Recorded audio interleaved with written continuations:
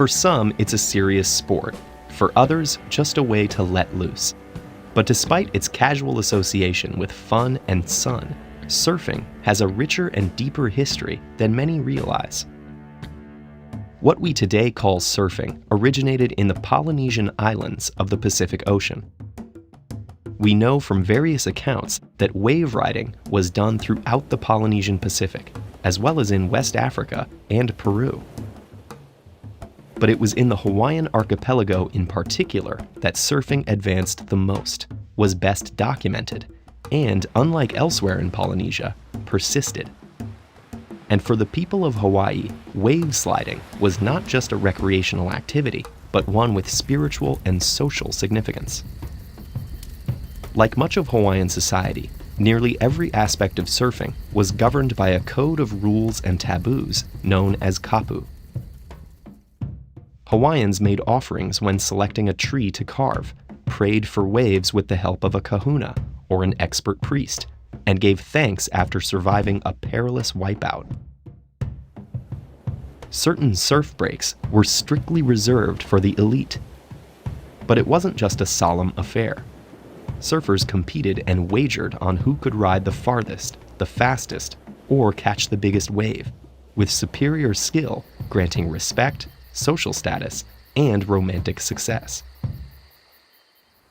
Though it was later called the sport of kings, Hawaiian men and women of all ages and social classes participated, riding surfboards shaped from koa, breadfruit, or wili-wili trees. Many Hawaiians rode alaya boards, which were thin, mid-sized, and somewhat resembled today's shortboards. Some mounted paipo boards, short, round-nosed boards on which riders typically lay on their stomachs. But only chieftains could ride the massive olo boards, twice as long as today's longboards.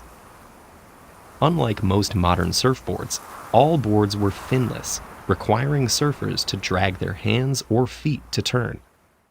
We don't know exactly when wave sliding was invented, but we know that it had already been practiced in Polynesia for centuries by the time it was described in 1777 by William Anderson, a surgeon on Captain Cook's ship, Resolution.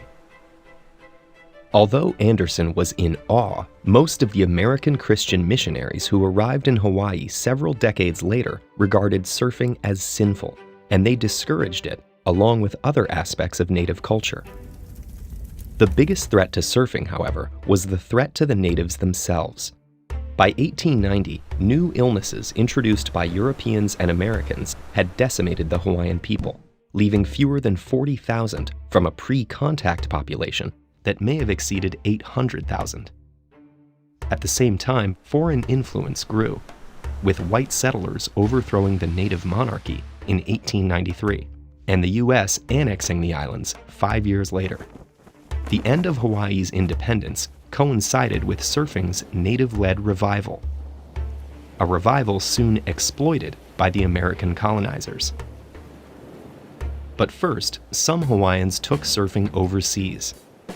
In 1907, George Freeth, the so-called Hawaiian Wonder, traveled to the West Coast and gave surfing demonstrations in Southern California. Then in 1914, Olympic swimmer Duke Kahanamoku made his way to Australia and New Zealand, gliding across the southern Pacific waves and attracting rapt audiences wherever he went. Shortly before Freeth went to California, a South Carolinian named Alexander Hume Ford moved to Hawaii. After learning to surf, he became a champion of the pastime. But Ford may have had unsavory reasons for his enthusiastic efforts to boost the sport.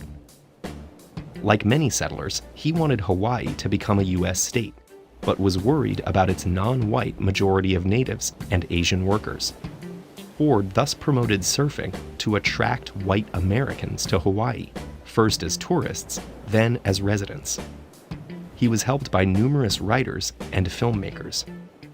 Ford's demographic plan would fail miserably.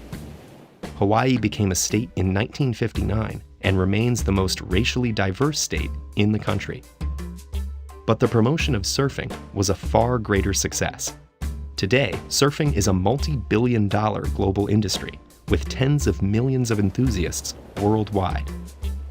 And though relatively few of these surfers are aware of the once crucial wave chants or board carving rituals, Hawaiians continue to preserve these traditions, nearly washed away by history's waves.